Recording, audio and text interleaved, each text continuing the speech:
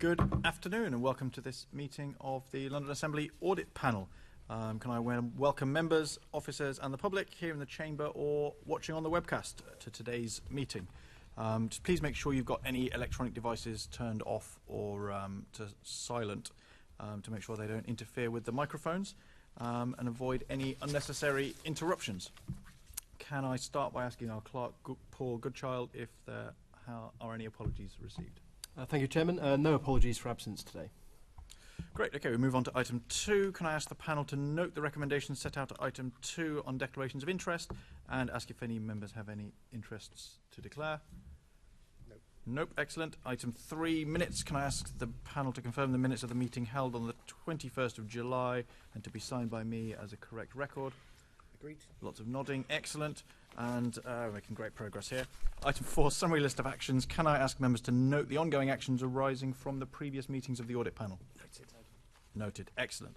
We now move to the first item of main business this afternoon, which is the item 5, the internal audit reports.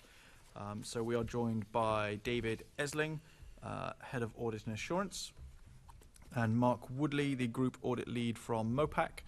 And David, can I ask you to introduce each report and then relevant officers can expand where necessary. And in fact, we are also joined by Janet Dawson, who is our external auditor this afternoon. Welcome, Janet. So sorry, I was going to say thank you, Chair. I'll take you through Appendix 1, which is the summary of our progress from the 1st of July to the 30th of September.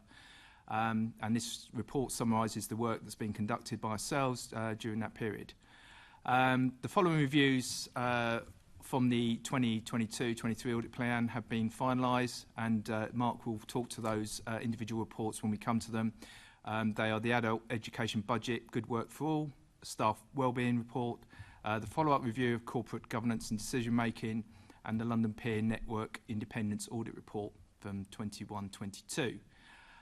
Just to give you an idea of the work that's currently being undertaken, so reviews of the general ledger, the ethics and accountability, affordable homes, enclosure of European funds and transition to the UK's shared prosperity fund are underway, and these will be brought to the December audit panel.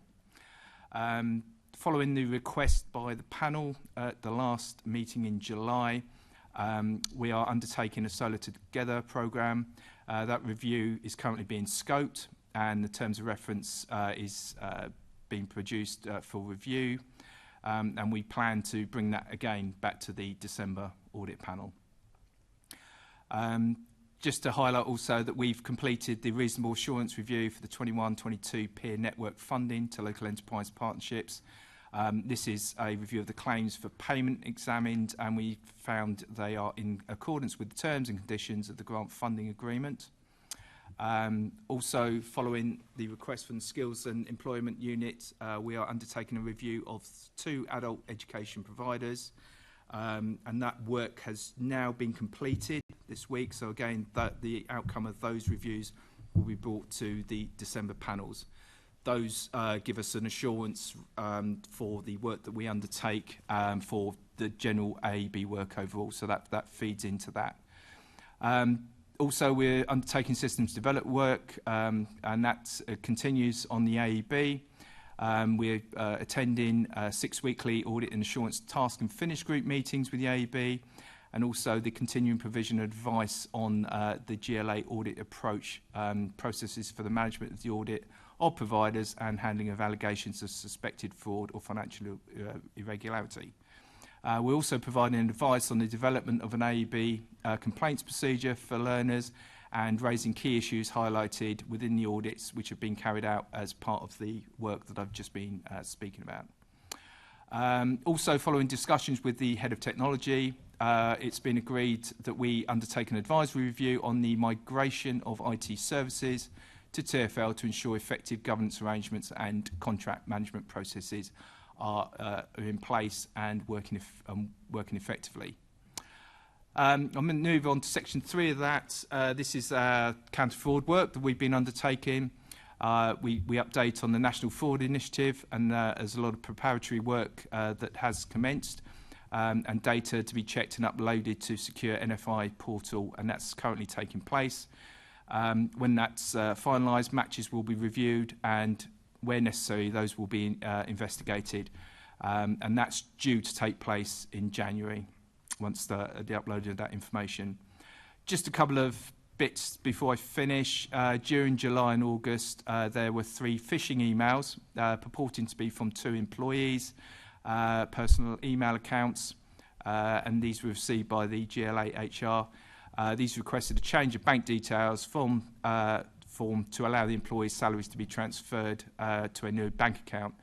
The emails were then forwarded to technical accountancy. However, the control structures worked, and these were picked up due to the inconsistencies in the emails, and technical accountancy queried the requests directly with the employees, who confirmed that they had not sent and requested those forms. These were reported by us to Action Fraud, who responded that they could not identify a line of inquiry to investigate and would not take any further action. However, we recommended that GLA staff be immediately notified of this issue, and this was undertaken by via a blog by TG and HR, and all staff have been informed that there, the potential for receiving emails of this nature. That sort of concludes the progress. As I say, Mark will talk to the individual reports that we have. Any questions? Otherwise, I can just move on to Annex A, but willing to take any questions on that, or obviously you'll probably direct those to the reports when we submit those. Annex A just sets out the work undertaking and the assurance levels and the priority of ratings of the recommendations. So that concludes as I say, the progress that we've made during the last quarter from July to September, and now Mark can talk through the individual reports if you're happy with that. Thank you very much, David. I was going to ask actually about the Solar Together, excuse me, Solar Together, whether there were any preliminary findings, but it sounds like, I think you said that it's still in a scoping phase, so nothing yet, but we will hear in December. Yeah, so Mark and the team have been, scoping that review. They've obviously been, as part of the scoping is to look into that, and obviously the nature of the request from the last meeting. That terms of reference, as I say, is in draft format, and we're waiting for the responses to that, but that work is due to kick off in the next couple of weeks, hopefully once that terms of reference is agreed. And we're due back it's due back for December, isn't it? We plan to bring that back in September if it's finalised. Otherwise, we will give a verbal update of the position should if it isn't completed. But we plan to hopefully complete the work in that time frame. Great, thanks. Assemblymember Haran. Yeah, just ask about the confidence levels of completing it in that time frame, because December, is actually not as far as people feel it might be. So I note that you mentioned a verbal report if possible as well, but you sort of held yourself to account how to having a report ready in December as well. So how do you feel about those timescales? Touching on that. So what we'd hope to do is have a draft report, because then that would go to management. As I say, if we would be in a position to have a draft report, if it's not completed in time for December, as I say, we will bring I will give a verbal update as the position is at that point.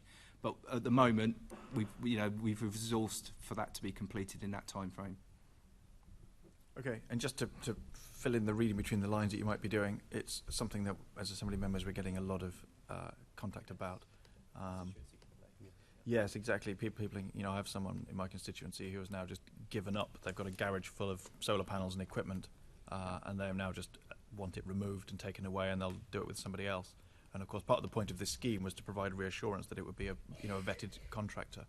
And my sense was that after the mayoral questions where this was raised and the mayor agreed there was a problem, there seemed to be a flurry of positive news, and then it's sort of gone back to how it was.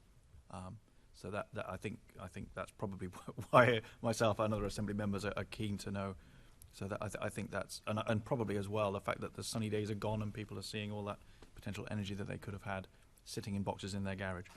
So we look forward to that report in December, I think. The other question I was going to ask was about the two adult education providers that you mentioned, and it seems to be relating to a conflict of interest. I just wanted to understand what that was and how that or what caused it to be picked up, and whether it might have been picked up earlier? It's not so much. The issue is they've got 2 providers to do the audits, and if those providers do other audit work for those education establishments, they then have a conflict of interests, which is where we come in and we carry out those audits. So we've done 2 this year. I think we did 4 or 5 last year. So it's only if the current providers that they've got arranged have that conflict of interest, then we get involved and we carry out the audit. Okay, Yeah. I understand. The other actually AEB related question, the last time we spoke a bit about the issue with subcontracting, there was a provider that was that had, I was going to say, unlawful or illegal or dubious in some way, subcontracting. I'm not sure what is quite the correct word, but an irregular subcontracting arrangement that had come to light. Is any more arrangements like that come to light, or we feel confident that that's a past tense problem? We haven't been made aware of any recently, so. I think it's fair to say that as part of those reviews, that is something that is looked into as those establishment reviews. So it's something ongoing. We wouldn't necessarily pick it up unless we're informed of it. However, we are very conscious that is an issue. I wouldn't like to sit here and say that it's dead and gone, because we know that there is still that potential. Okay, thank you, David. We actually have a second David, who I should apologise for not introducing at the beginning, David Galley. Did you want to come in? I think you were indicating that you wanted to. Well, only that I was going to perhaps say what David has just said, but okay. Given the scale of AEB, given their use of subcontractors, then it's endemic as an issue, and we need to be vigilant on that and deploy internal audit resource to ensure that we can be satisfied there isn't those issues that we had in this one instance. Thank you, David. We're actually also, it's been brought to my attention, I can apologise, we're joined remotely by Michelle Cuomo-Bora, who has indicated to speak. Hi, yeah, I just thought it might be useful to give some reassurance on that issue as well around the subcontracting, and just to reiterate what both speakers have already said, that this is an ongoing issue, but we obviously have processes in place to make sure that we are picking up issues where they arise, and significant kind of staff support to work through with those providers. I think we're going to come on to one of our audit reports later in this meeting, where we've got a substantial rating on some of these issues as well, so happy to pick up more then. Thank you, Michelle. I don't think I had any other questions on that section. Did anyone else? Peter. Just a very quick one around communications protocol. With those phishing emails, I read in the briefing that information was loaded to the internal blog, is that right? Rather than it being a direct email out to all staff, so some staff may not have been aware of the phishing emails that the GLA received. I just wondered if there was a sort of protocol for communicating issues with staff. Shall I answer that one? I'm not sure the detail as to why that particularly was used as a blog, but one of the bits of work that we were going through indeed yesterday at the governance steering group was a deep dive on fraud, of one of which was ensuring that we get a much better and wider comms on potential frauds, or how people might wish to perpetuate frauds against members of staff. So picking up exactly your point, Peter, that I think best when the war, blogs are very interesting, but they don't have that systemic approach across the organisation, as against something more fundamental where we're looking at the comms across the whole organisation, and in particular also reiterating things like that all staff need to ensure that they do the fraud awareness training, for instance, and constantly reiterating that, particularly also to new members of staff. So there's a whole piece as part of how we're looking to do this deep dive on fraud that is in place with comms to come out. Thanks, Peter. I don't think I have anything else on that item, so should we move on to the next piece? Right. The first report is Adult Education Budget, Good Work for All.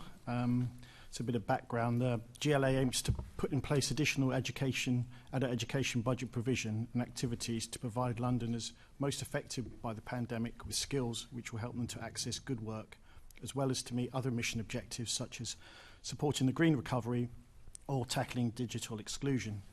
We gave this review a substantial rating with one key risk area identified. We found that a grant commissioning process aligned with the recovery mission was approved by the Mayor in December 2020. Accountabilities, roles and responsibilities have been clearly defined, allocated and documented. and policy and procedures to support the grant commissioning process were in place. We also identified that services had been identified, approved and commissioned equitably and are in line with agreed priorities and objectives. Outcomes and deliverables have been established and documented. The assessment of funding applications had been undertaken, including scoring of each bidder, and the approval of bidders was obtained from the Mayor and submitted to the AEB Mayoral Board. Commissioning funding for Good Work for All was also adequately approved, and the allocation of funding had been properly documented and approved as well. Reporting arrangements have been established and documented. Monitoring of outcomes takes place on a regular basis at the Skills of London's Programme Board, delivery groups and the AEB Mayoral Board. And risk management, including actions and issues, is in place and regularly reviewed and updated.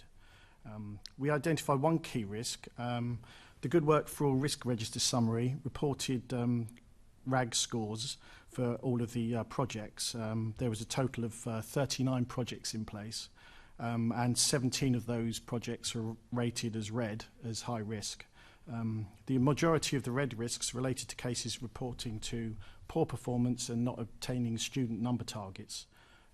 There is a risk that providers may not be capable of meeting the objectives of the fund within the allocated timescale for the programme.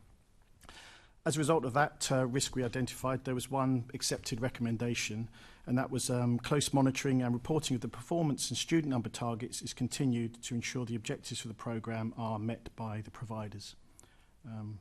That was the one accepted recommendation, and Michelle's here to ask any other questions as well.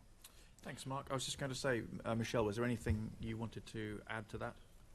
No, I think that's a fair summary. I think just on the recommended action, we have quite close monitoring and reporting arrangements in place with quite stringent governance processes, which we have been previously audited on as well. So that we're fairly confident in the processes we have set up there. Okay, could I just for my understanding, this risk about not obtaining student number targets, could you clarify what that means? Is that not having a number of students that meets that is equivalent to the target number of students, or is it not having a target number of students, or is it some other combination of words that means something a bit like that? So I can come in on that. So I think it is related to learner numbers not coming through in the way that we've set out in terms of their targets. So the reporting information not coming back. Now there is some difficulties. Well, I suppose it's not difficulties. There is some change. It's very changeable, the adult education budget throughout the year, as there are two key return points for data. We have the mid-year and the end of the year. Providers are expected to return data throughout the year on learner numbers, but that tend to be more fluid during those periods. So we're just going through an annual reconciliation process, which is starting to take place now, where we should be able to firm up more of those numbers, and then we will reconcile where there are issues. So is it then a problem of the students aren't there, or is it a problem of the students are there but the reporting process to check how many students are there isn't quite working? So it's the way that nationally the system is set up. So the way that our providers return information is that they can return that information on a monthly basis on a national system. Now, there are two key points within the year. Although they are able to return monthly, there are two key set points in the year that nationally we lock that information in. So that's halfway through the year, and then something that we call R14, which is actually November after the end of the academic year. And those are the two key points where we are clear on the data, and that data then doesn't fluctuate from that. And we're just, as I say, at that point now, we're in the end of the year period, looking at all of those learners that have come through to make sure that they're hitting the targets that we'd set out. That's the data reporting. Obviously, behind that, there's a series of processes that we go through with our provider managers to ensure that those providers are either returning the data or working with them to achieve those targets. Still not quite sure that I know the answer to my question. Is it do we think that they haven't got the number of students? It's a combination of both. But we're not sure. Okay. Well, but we can't be sure until these two closed data points. So at that point, I understand, which we're now at, we're then working through. But there's continuous monitoring that happens throughout the year in any case to try and ascertain that and make sure that we're clear. Okay. The other question I had was about MD 2826, which is the Mayor's decision from June 2021, which seems to have taken well over a year to be published. It is now being published, but I don't think has yet been published. Is there an explanation of A, when it will be, and B, why it's taken quite so long? I don't know if that's one for you, Michelle, or whether the... Sorry, could you clarify which document? So there was a mayoral decision, MD 2826, which is obviously a name that trips off the tongue, which was approved in June 2021, which related to adult education. It was allocating funding of £32 million, so despite its obscure name, it's actually quite a big decision. But it hasn't been published, is my understanding, and that was obviously 15 months ago. And my understanding is that we've now had a reassurance that it will be published, but that's not the same as it being published. And also, I have a question about why it's taken quite so long, even if it's published this very afternoon. I don't know. David, do you have a possible answer? Well, Chairman, sorry, I haven't got the details in front of me, but perhaps we can give you a written reply on that one. Thank you very much. Okay. Did anyone else have any questions relating to this item? Nope. Okay. So if you want to move on to the next item, or the next appendix. The next piece of audit work is a follow-up review of corporate governance and decision-making. We reviewed corporate governance and decision-making in September 2021 and concluded a substantial assurance. There were 2 management actions agreed to improve the management of the key risks identified with an agreed deadline of December 2021. We found that the overall control framework had improved, and since the original review, both of the accepted recommendations had been fully implemented, and we didn't identify any further key risks either. A review of the core governance policies had been undertaken by the performance and governance team. Meta details, including review dates, had been included on policies where applicable, and updates on the progress of policies have been reported at the governance steering group. In addition, reminders relating to updating policies have been included in the corporate governance blogs, which are available to all GLA officers. The second recommendation that was implemented, Mayoral Decision 2911, signed by the Mayor in March 2022, approved the updated GLA Group Corporate Governance Framework Agreement. The updated framework agreement has been approved by each of the functional bodies through their board meetings and confirmed through approval emails. Details including dates of approval by the functional bodies has been documented within the GLA Group Corporate Governance Framework Agreement. Thank you. I don't think any further questions on that occurred to me. I don't know whether the other panellists had anything they wanted to ask. No. Okay, thank you, Mark. So shall we move on to the staff wellbeing report? Okay. That's next.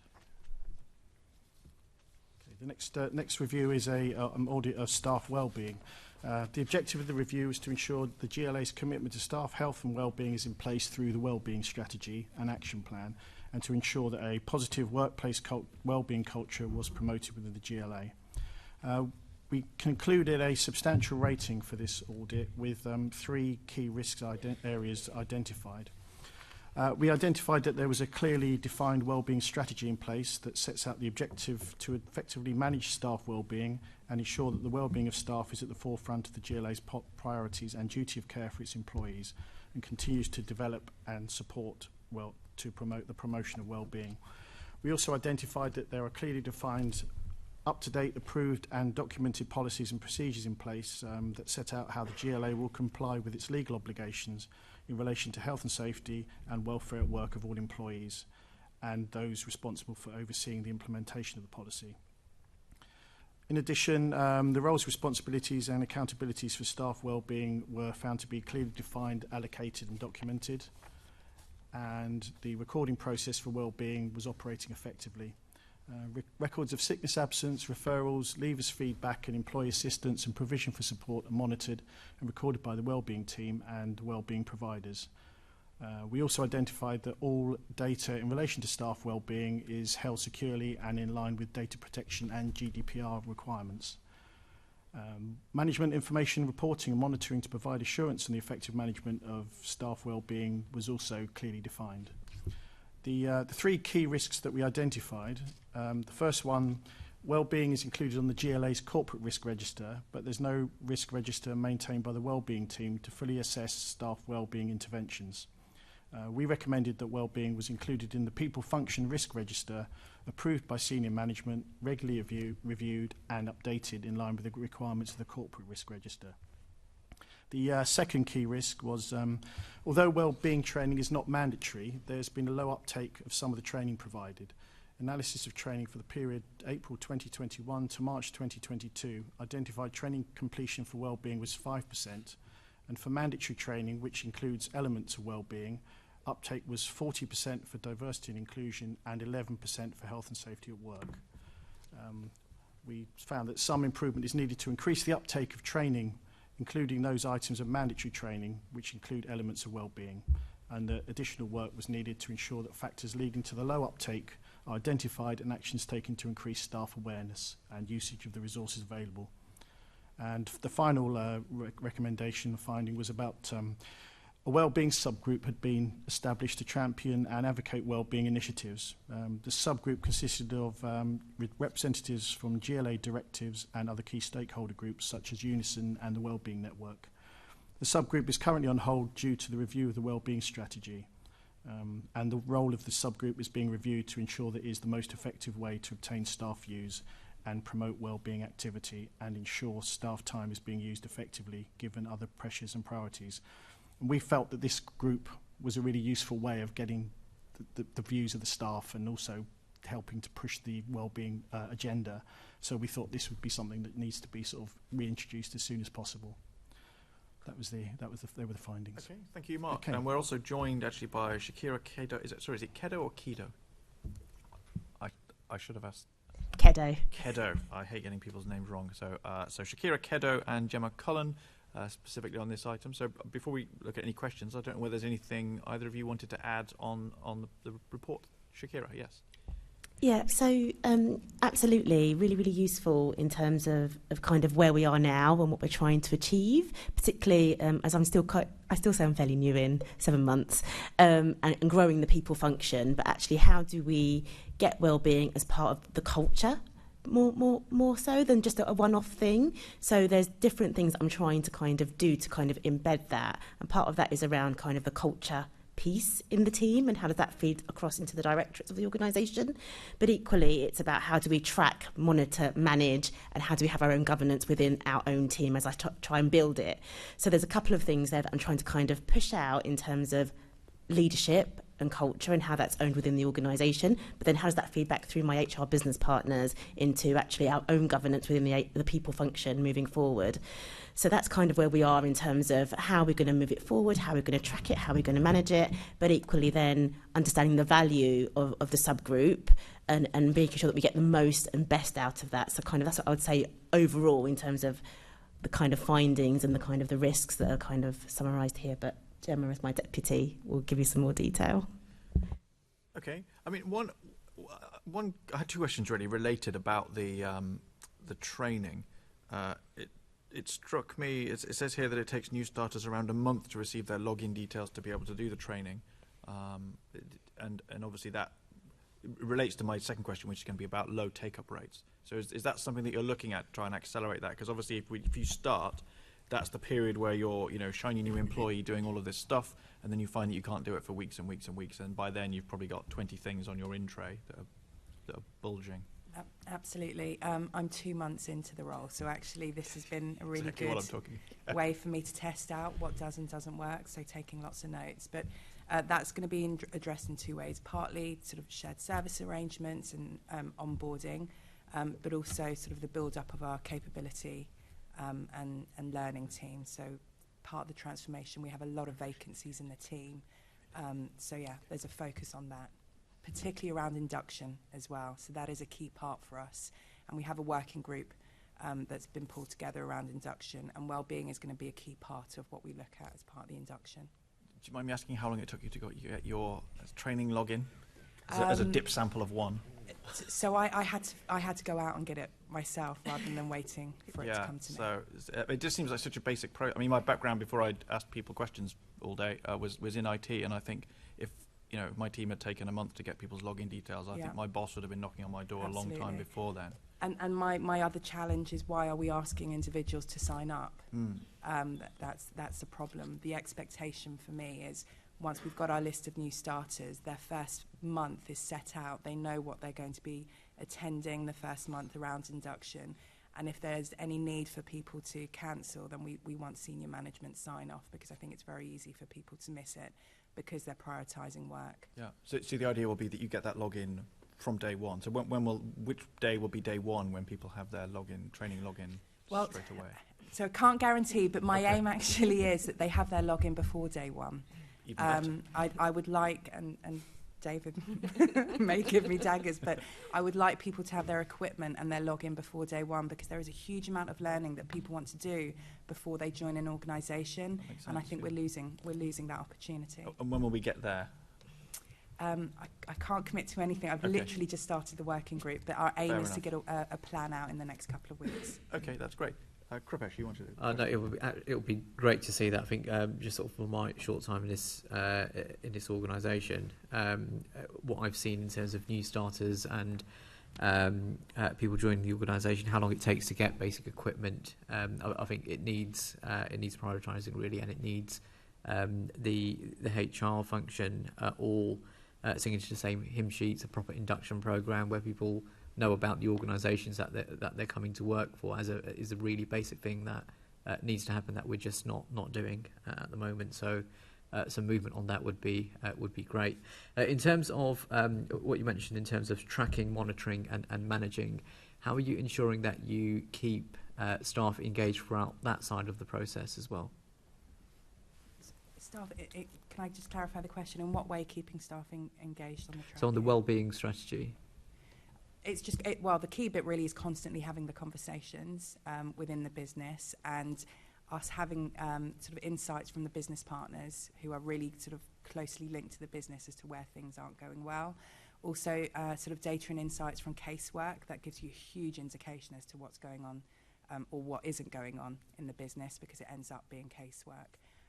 But also looking at things like sick absence data, numbers of grievances that you get. So that gives you a real insight as to how healthy the organisation is in some way.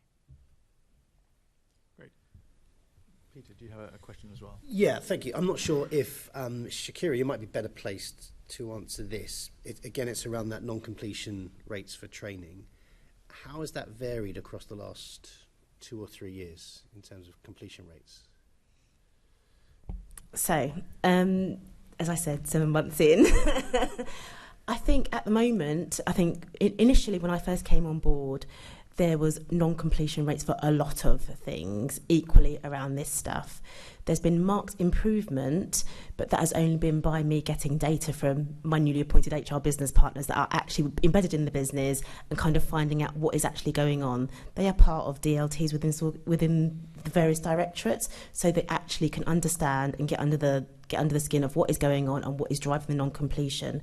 A lot of, if I'm going to be honest with you, a lot of it is around work taking over mandatory things like this, and it's actually now how do we drive a culture of that being balanced. Actually, these are important things.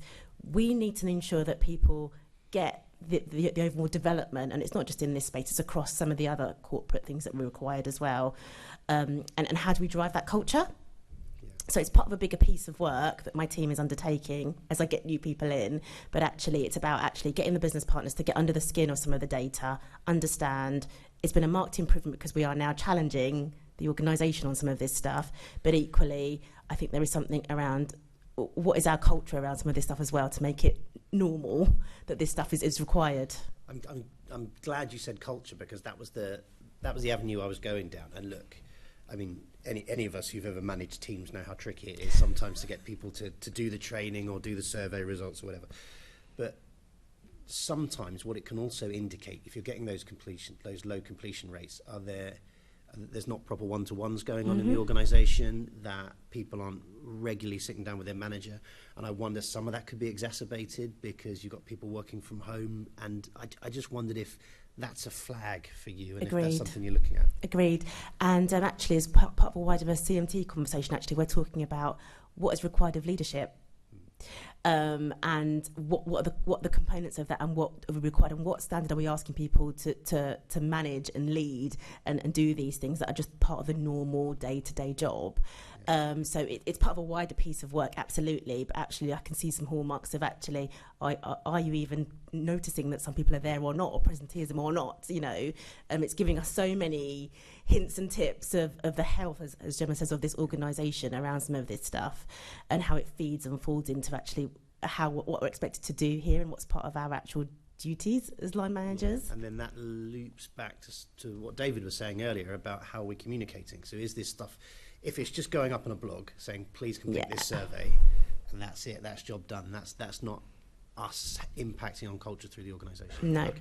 I think you're on it. Okay. Thank you. Thanks, Peter. I had just on this question about completion, actually.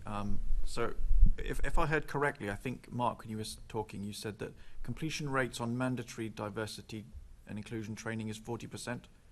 So my understanding of the word mandatory should take that a lot higher than 40%. So I suppose my question is, what's the story with the other 60%? And a boring technical question, over what period? So at the point that somebody mandatorily has to do it, at what point do you determine that they haven't?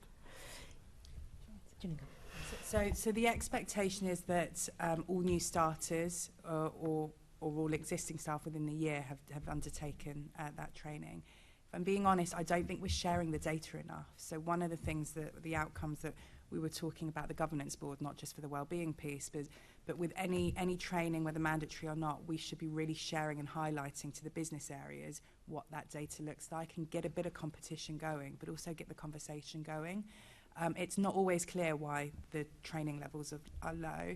I can surmise it is about sort of challenges with the role, maybe challenges with accessing the training, even knowing where to get the training, but also just knowing what training is mandatory. Sort of, again, just using my experience, I'm not 100% clear of what the training was mandatory when I first started, and I would hope that would become much clearer to people as part of the induction. So induction is going to sort of capture, hopefully be the answer to a lot of these things. But then we also talked about the fact that you've got a lot of existing staff that are going to be missed out. So one of the things we are talking about is where existing staff move to other roles or get promotions, actually there'll be an expectation for them to go through that same round of induction, because the induction piece will cover a lot. But also it will develop as the organisation develops. So it's a really good opportunity to keep capturing people. Yeah, I see there's two processes there. One is the process of existing people who may not have done it who need to do it, and then the second one is new people who need to do it as part of their start. Yeah. And that 40% is an average across the two. Do you know what the difference is? I don't know that it is. I assume that it is. Do you know what the figure is? Because it just seems, perhaps I'm being unfair, but it seems like we're not a new organisation and we haven't only recently started employing people. But it seems like we've only recently started thinking about the process by which new people get onboarded, which feels like, odd. Yeah. So I don't know the figures. I can take that away. But no, I agree with you. But I can't comment on what's happened previously. Okay. Yeah, it would be interesting to know if it's both groups, because I see that there are two different groups who reach that point through different processes, don't they? So I'd be interested to understand that. I don't think I had any other questions. Anyone else have any other questions on this point? Oh, David, sorry, I missed that you were indicating. Can I just add to a bit more of what Gemma's said about compulsion and training, as someone who's been here for a while? Obviously, we'll dig out the stats, but I think it would be clear that although there has been an improvement in the stats over a period of time by the issues of mandatory training becoming more prevalent, they are still not sufficient. I mean, I'm particularly thinking the data, for instance, I supply to yourself around cyber training, where I've done exactly what Gemma was alluding to in terms of chasing directorates around completion of cyber training, and being very, very vigilant on naming those who have not completed. We still have stats that are, I don't think, sufficient. We should be up in the high 90%, and we're not at this point on cyber training. That is clearly vulnerable. That's one example of one of the mandatory elements of training. There are others where I think there hasn't been the same focus, which have much lower percentages. So, I mean, Gemma alluded to it a little bit. We did have a very good and extensive conversation this week at the Governance Steering Group around this very topic. And because, obviously, we're moving the HR transactional services to TfL, including how this is going to operate, it's a good time to take stock of exactly where we are in terms of not just the new starters, as Gemma's described, but also, more importantly, those staff who actually still haven't done it, even though they've been here some time. So it is a big push that we need to work through, but systematically. It's also, I think, being realistic about what the number of courses that are genuinely mandatory, and then ensuring that if they are mandatory, then they are sufficiently enforced across the organisation, if necessary, around probationary periods not being signed off by the manager if induction courses have not, mandatory courses have not been completed, but also then turning our attention to those staff who've been here some time, past their probation, but haven't completed the courses. If I could just come back also to Krupesh's comment just around, because obviously we have had problems, you rightly highlight, around kit being available for day one of a new starter. Again, one of the things working with HR colleagues we are looking at is how we make that process slicker, and I think it really generates from when we have a clear starter date arriving, ensuring that that then is communicated to TG or in future to TfL, around ensuring then that the kit is then made available on day one. I think Gemma may be a little bit optimistic about ensuring we get the kit before people start, but there's probably ways around they can access courses. So it's about making our processes better joined up, linking starters to then the issuing of kit. Thanks. And actually, you sort of, I don't know, I don't know quite whether you said this, but you put the idea in my mind about so we have this list of mandatory courses. The other side of the equation, of course, is that staff might be thinking there's far too many, half of them are not very important, and maybe the training itself is a bit boring. Not to suggest that might be true, but that is the sort of thing that staff sometimes think about, initiatives like this. So is that being realistic, is that something else that you've looked at, is like whether the training seems relevant, seems useful? And yes, so one of the actions that we agreed in the governance meeting was actually a review of all training. So what's mandatory and what's not, and just have a check-in as to whether that should be mandatory for everyone or for certain roles. So for instance, people sort of in the finance space may need to have an enhanced mandatory training compared to. So that's one of the things that we're looking at. Okay. I think that was it for that. Everyone's nodding cheerfully. So if we move on to, where are we now? The London Peer Network. Okay. This is the London Peer Network Independent Audit Report for 2021-22. The GLA received £315,000 funding from the Secretary of State for Business, Energy and Industrial Strategy to undertake a programme of peer networks to provide support, advice and training to assist businesses to navigate the challenges facing them in relation to COVID-19 by working through actions and solutions with peers.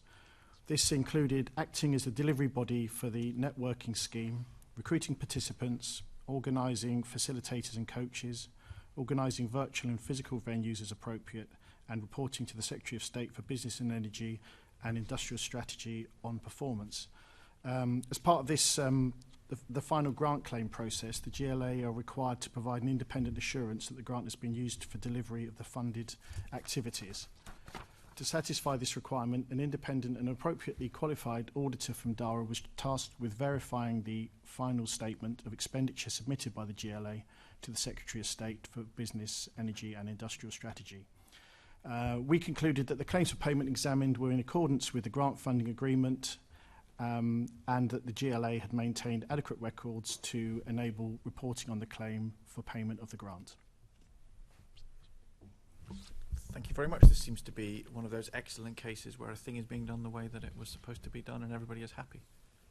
So yep, I'm happy. Yep. Does everyone else? Does anyone have any questions about the happiness? The Secretary of State for well, these are the questions that we don't know the answers to.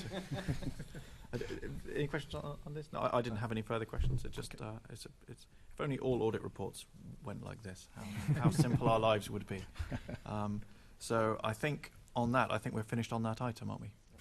Anyone had anything else to add? No? Excellent. So if we move on, where are we? Item 6, the corporate... Oops, sorry, I'm having something pointed out to me. Oh, yes. Can I ask the panel to note the contents of the internal audit reports attached and the appendices 1 to 5, which we've just discussed? Noted. Thank you, Paul. Now we finally move to item 6, which is the corporate risk register. I I think this is an area where we're interested in taking more of an interest, if I could put it that way.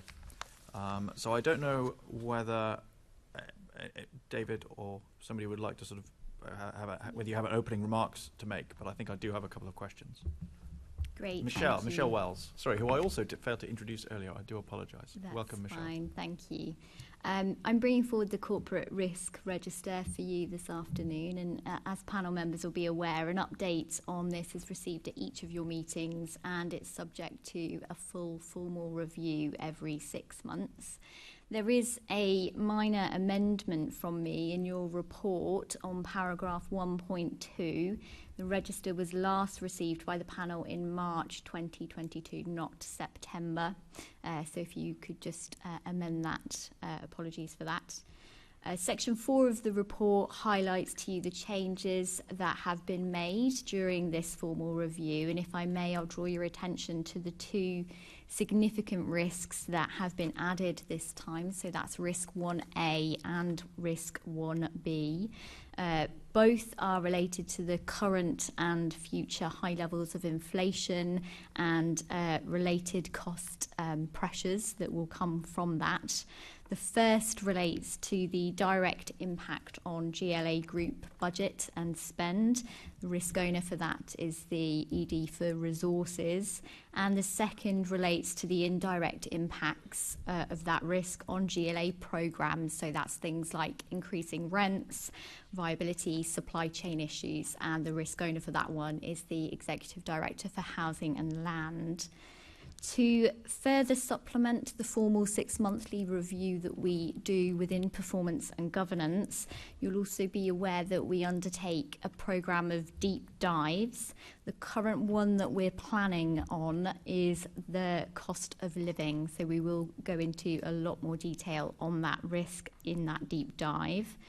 The recommendation for audit panel members today is that you note the corporate risk register and identify any issues that you'd wish for officers to consider in advance of the next refresh, or any risks that you would like to go into a little bit more detail on in future meetings. So really welcome and invite your views and comments. Thank you.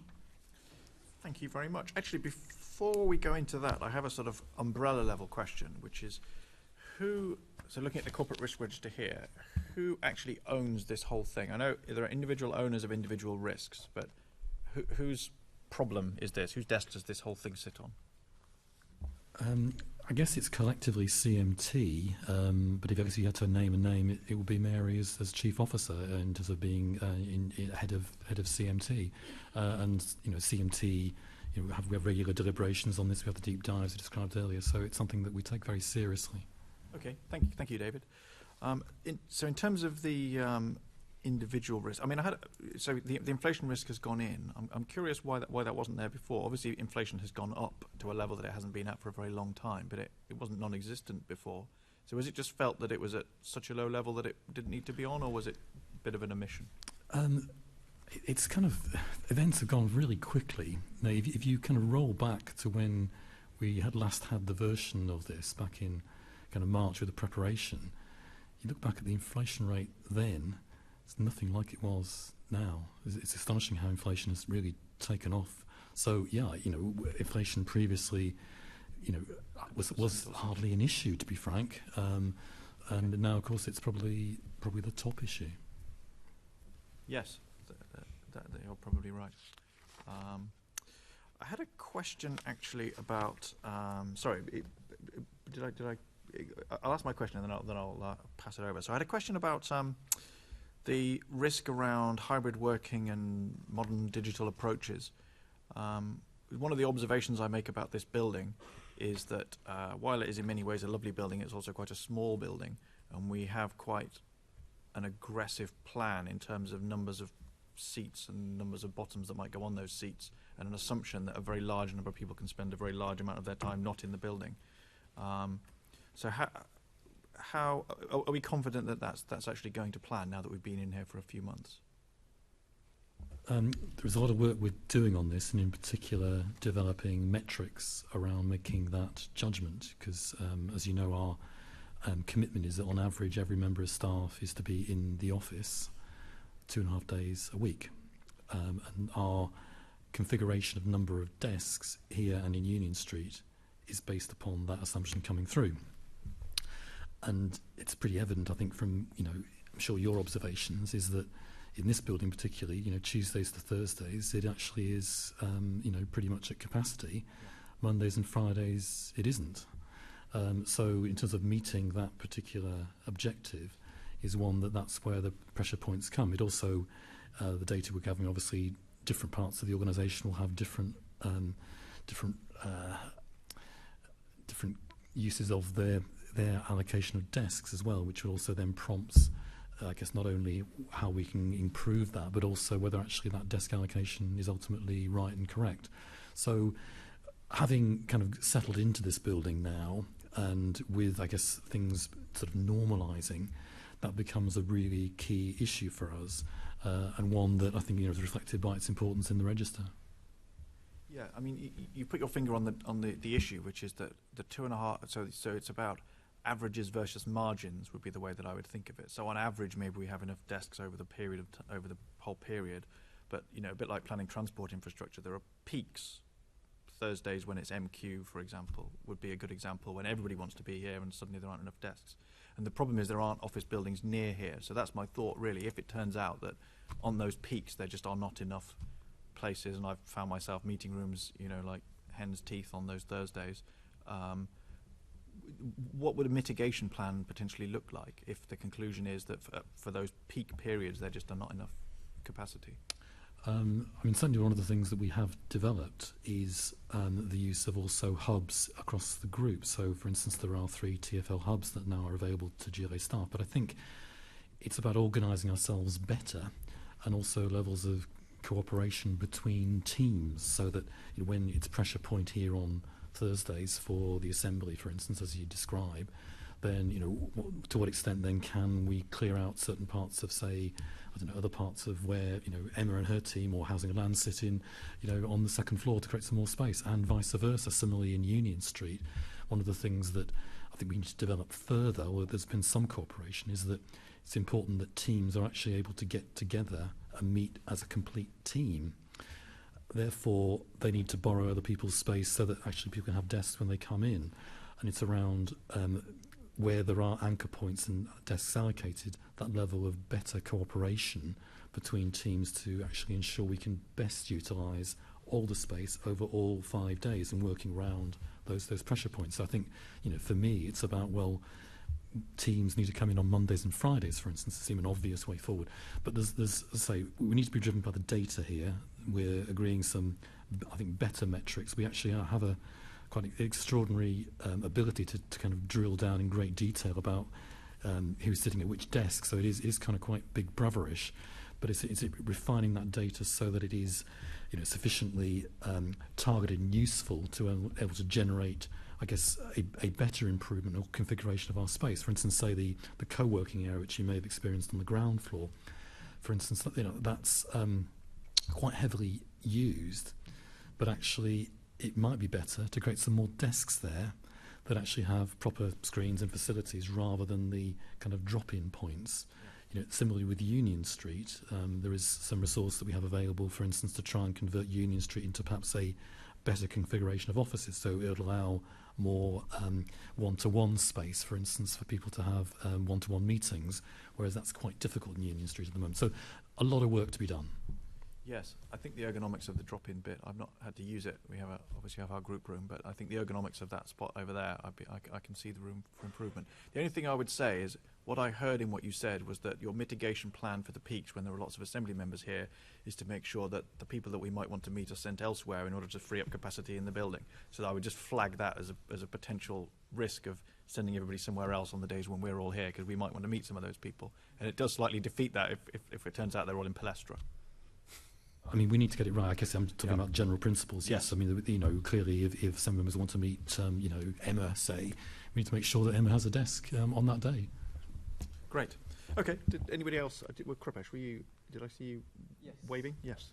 On a couple of the risks. So actually, I'll start with the second issue I was going to raise, because it's quite timely with hybrid working, given we're into the new normal as such on this. So understanding that staff are working from home a lot more than had been the case, are we confident they are supported in terms of, again, coming down to equipment and then also workstation assessments as well?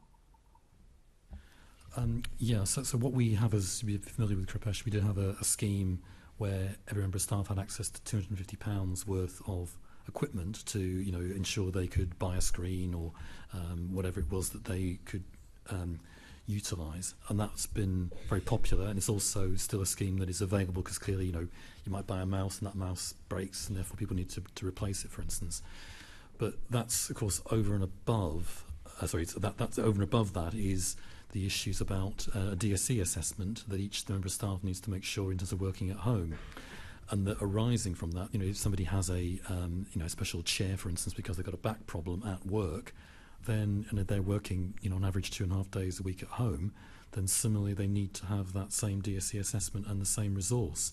It's a pity that Shakira and Gemma have gone, but one of the big initiatives that we are pursuing is very much the idea of a passport for staff to ensure precisely what you're saying, Kripesh, that people have that individual assessment, and where they have any form of additional need, that then is assessed and then can be resourced.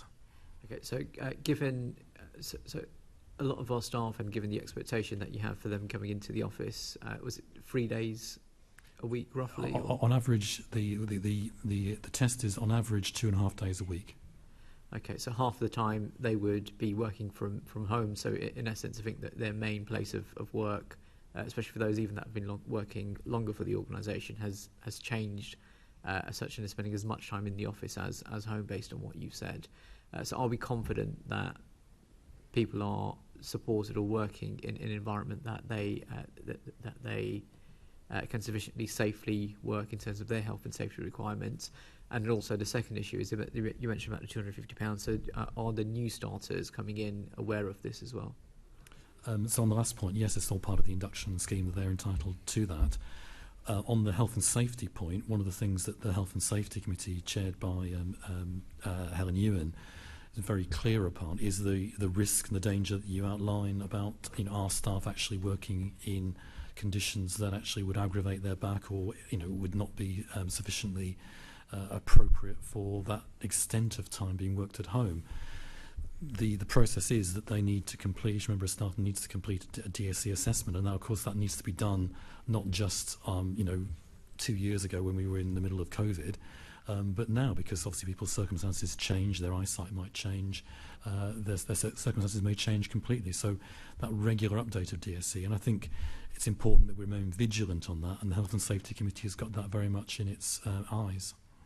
Okay, I think inflation was mentioned earlier as well, but one of the other risks identified is council tax collection. Do we have any update from maybe the boroughs, or any indications on how things are going in terms of council tax collection, which obviously has a knock-on impact on the income of this body as well?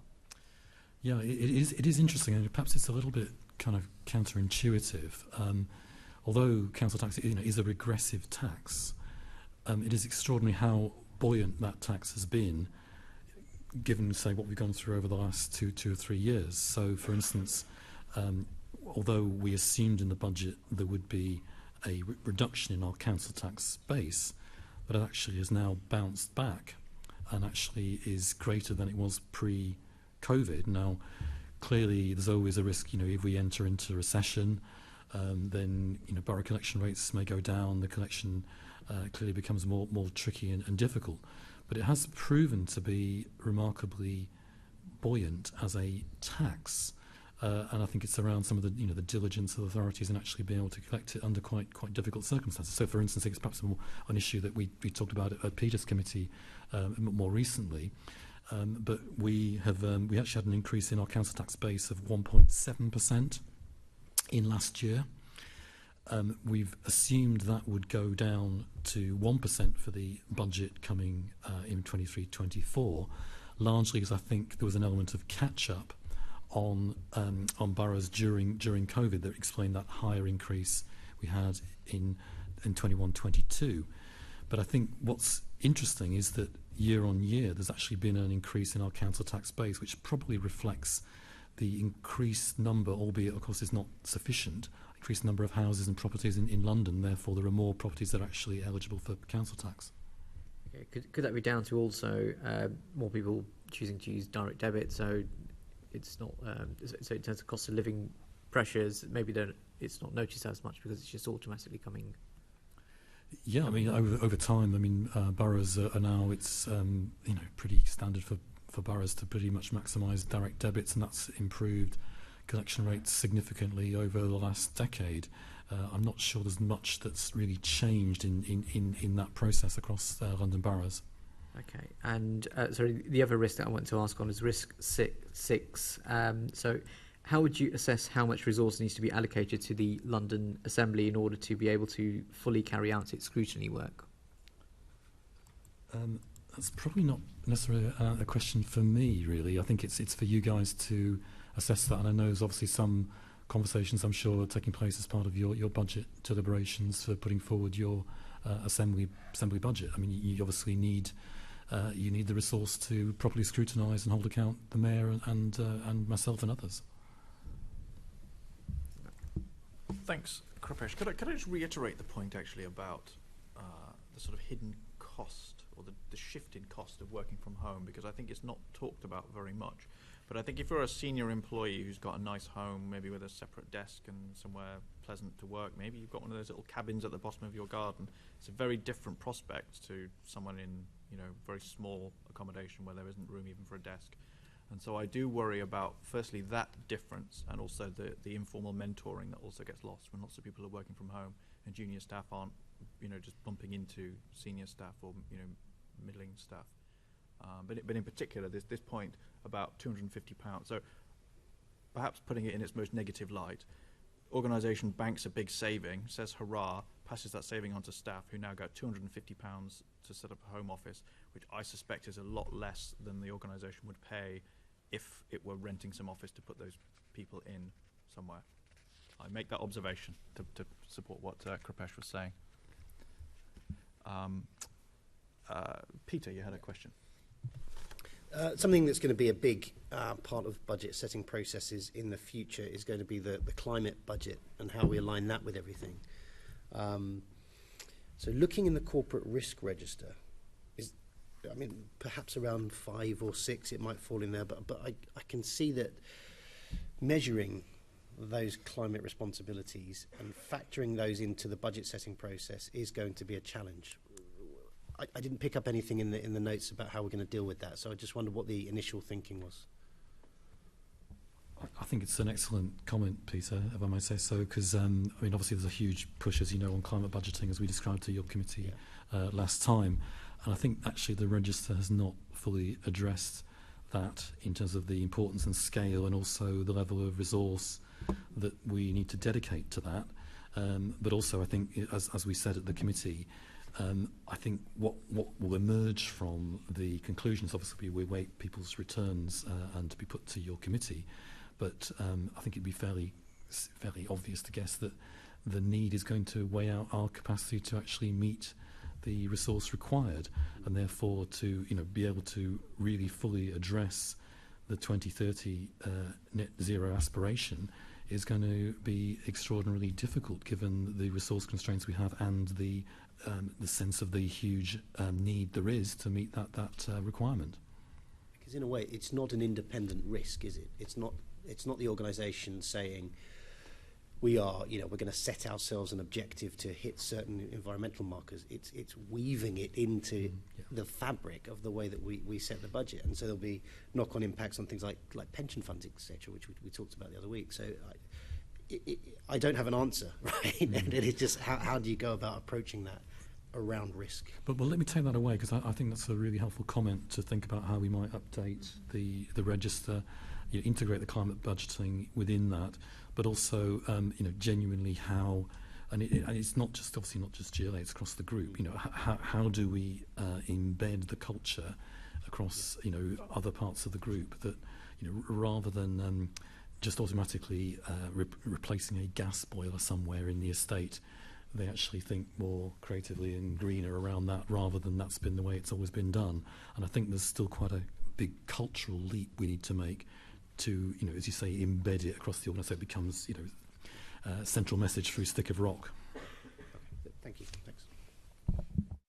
Okay, I had one more question, and I think I might not be the first person to bring this up, but under 8A, which is about corporate governance, and I'm going to say the words forward plan.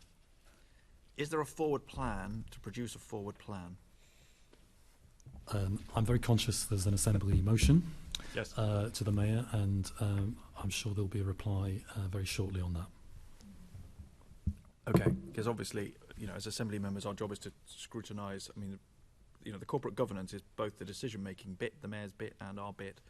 And, you know, not to rehash that debate about that motion, but obviously it is difficult for us to know what we should be looking at if we don't know what's coming down the track. You know, it's pretty routine.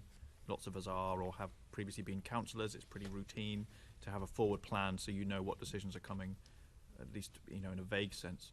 And everything seems to be a big surprise, which is probably not, you know, recommended best practice corporate governance.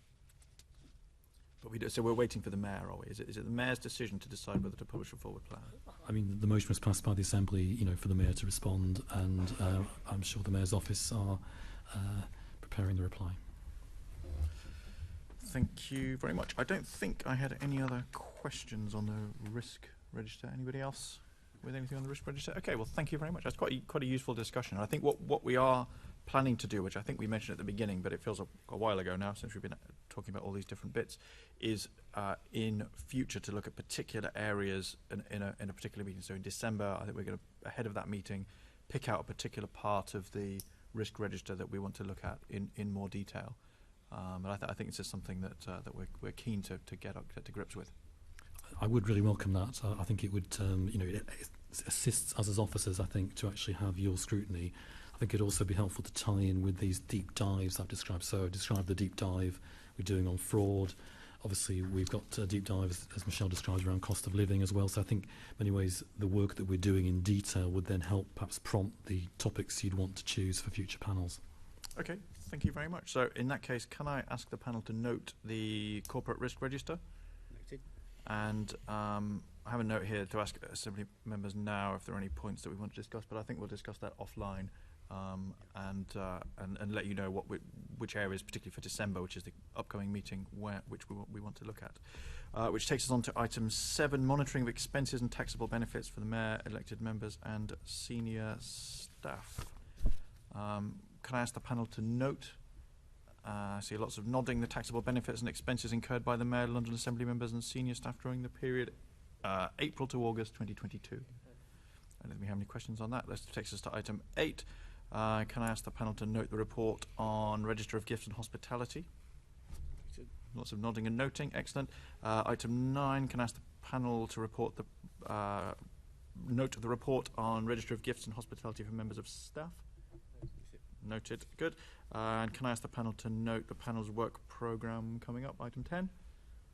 Noted, good, excellent. So the date of the next meeting, item 11, the next scheduled meeting of the audit panel, which we have alluded to already, is in December. It's on the 15th of December at 2 p.m. here in the chamber at City Hall. I have not been notified of any urgent business, so on that note, I will end the meeting. Thank you, everyone.